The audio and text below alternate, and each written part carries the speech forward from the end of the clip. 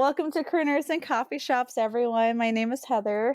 Today I have Bana Wynn from Opus Vitae today here to discuss music and awesome things in life regarding his musical journey and such. Bana, would you like to go ahead and do a quick little introduction as to how you got started in music? Sure. Yeah. I mean, I've been playing music my whole life. My dad's a musician. He was a guitar player. So as young as the age of, it was basically before I could walk. I was like dragging pots and pans out of the cupboard and using spatulas to play drums on them. And I grew up as a drummer, playing with my dad, and then eventually learned how to play other instruments as well. So The pots and pans, the start of it all. yeah, there's some good pictures. Yeah. And you're actually gearing up to release your highly anticipated record, Gramercy, and you've already released a few singles from it. So awesome on that. Would you like to give our listeners a little bit of a sneak peek as to what we get to look forward to in terms of the record, lyrically and instrumentally? Yeah, so the record is essentially a sort of diary or journal of an entire year in sequential order, and it was a really crazy, very intense year for me. But I think the main theme of the record is transition, which is what the title track is built around. It was a big transitional point in my life personally, and I also think in the world as well. So the themes kind of encompass all those things. It's definitely a record that fits very together, even though there's a lot of like sonic variants. It's very much like a story, both musically and lyrically, that sort of goes throughout the whole record. Yeah, that's about it. I mean, I got vinyl printed. I can show you. This is the first sneak peek of what the vinyl looks like here. You can check it. Ooh. To anybody who can't see it, it looks terrible. Yeah, there you go. I'm So kidding. It looks so great. I love whoever did the graphic effects on there. Unless that's how you photographed, then I'm impressed still. that's yeah. Always look like, except right now. Yeah, we got the cool vinyl there. So Ooh, I'm super that's a excited for that. gorgeous that is a gorgeous color. Yeah, and I'll have that available for sale online. So I'm stoked about Awesome. that. Yeah. And which song would you say was kind of like your favorite to write and or record if they're two separate songs? I would say, well, first I would say like the process of recording the record was something super unique that I've never done before. I wrote and recorded everything at the same time. So pretty much none of the lyrics were done until all the instrumentation was completely done on the album. And then I wrote all of the lyrics in like 1 month and recorded them at the same time. So just the whole process of recording the whole record was really awesome. Like it was the first time where I had all the equipment and a home studio set up where I could essentially just record the record myself the way I wanted to. And each song I just would pick a different instrument or a different part and like start with something that was I thought sounded cool and then just would keep layering over it. And then that's how all the songs got created. But to answer your question, I think The End of the Road, which is the closer to the record, Appropriately so. yeah, appropriately so, and I think very appropriate for a lot of things seem to be coming to a crescendo in the world right now. So the subject matter is very appropriate, maybe unfortunately, but it is what it is. Recording that song was really cool because I got this idea from some like late night YouTube binge, and I was like, I should record a song like this. And I woke up the next day and I just recorded this like 7 to 10 minute like ambient synth build, and that was literally the bed of the track.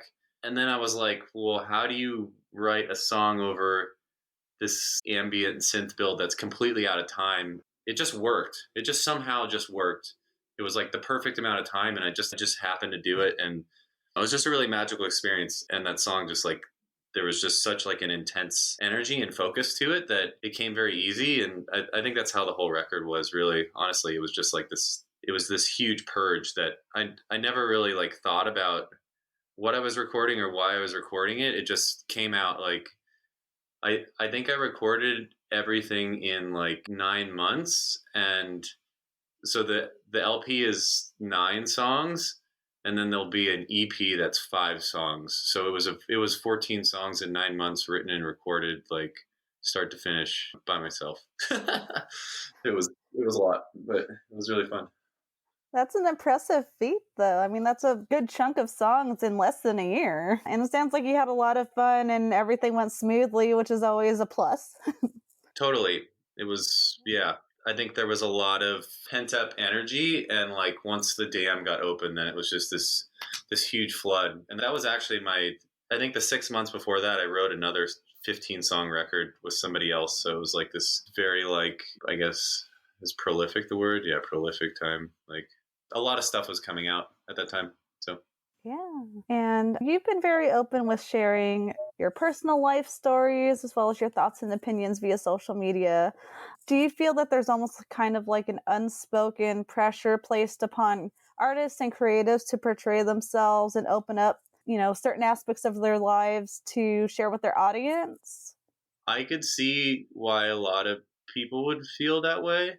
I think for me personally, it was a decision that I made because initially the reason I decided to start doing that is because I viewed that as sort of my main strength in songwriting was that a lot of my lyrics and stuff like that like tended to be very like vulnerable. And so I just decided that I was like, well, I should just put that out there. But personally, I don't feel any pressure because I think that ultimately we need to make decisions for ourselves. And if we are allowing outside sources to make decisions for us, then you're sort of giving your power away.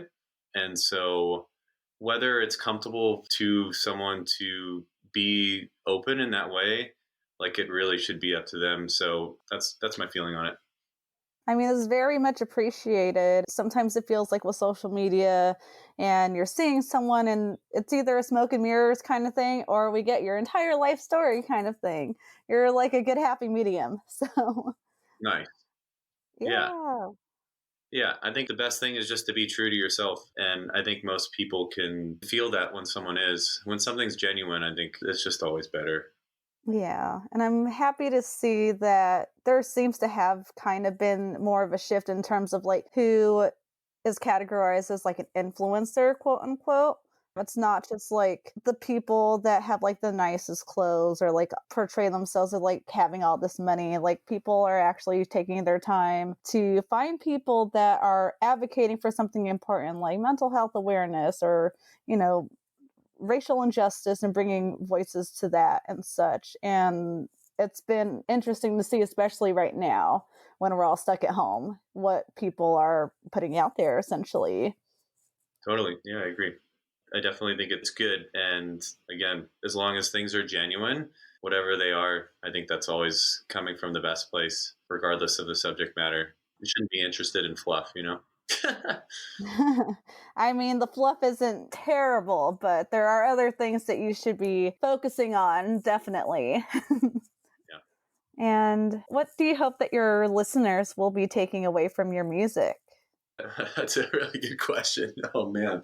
I asked the tough questions. Oh, You're boy. welcome. That's just really It's a really hard question because I'm in like such a different headspace than when I wrote the record. Like ultimately what I want now is like I want people to feel better and feel good.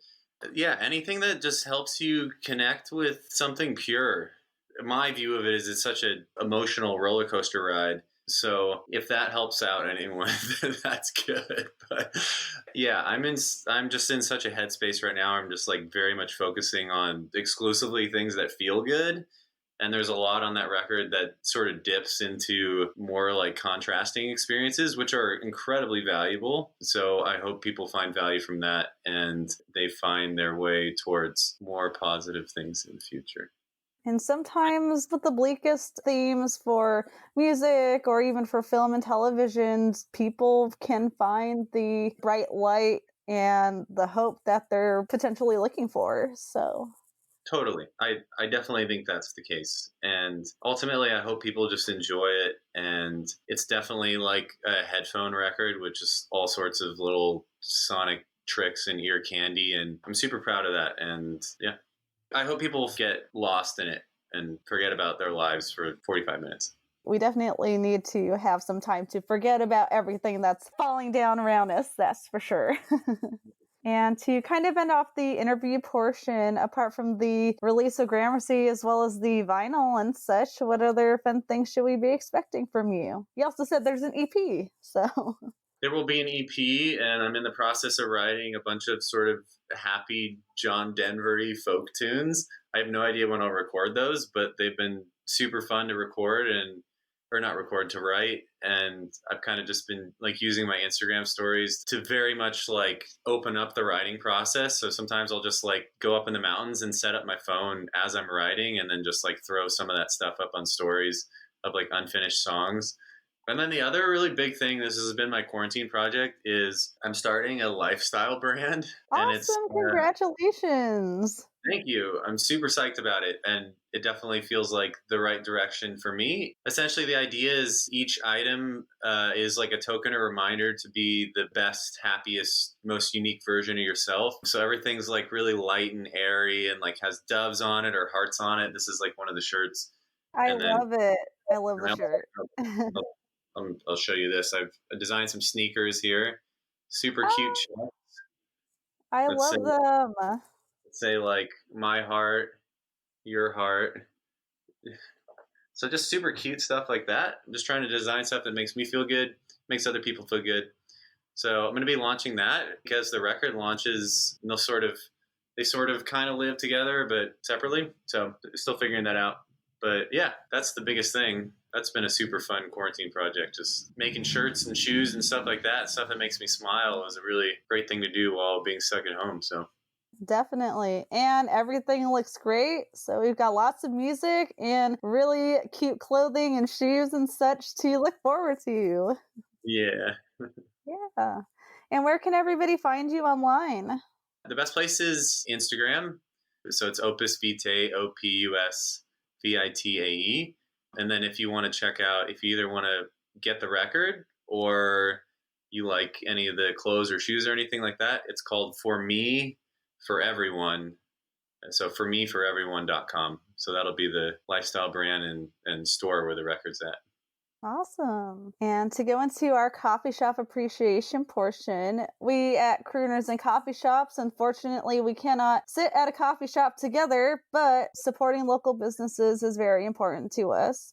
Today, I got to go to Little Amsterdam Coffee. It's out in Mid City, and they had a specialty latte called the Amsterdam Latte, and they mixed vanilla, matcha and chai together, and I honestly wasn't sure if I was going to even like it, but I got it anyways because I wanted to try it, and I think I might be addicted. And I also got this cool hat, so when I actually don't look like a potato, maybe I will take a picture with it for social media. Vana, where did you get to go today, or do you have any other shops that you would like to shout out? I'm going to shout out Swark in Eagle Rock. I used to work right down the street from there, and I'm friends with the owner. And it's a great locally owned coffee shop in Eagle Rock. Shout out to Swark for sure, and to Little Amsterdam Coffee in Mid City. Oh, yeah. Well, thank you again for joining me today. Definitely lots of health and safety towards you. You too. We will catch everyone later. Stay safe and stay caffeinated.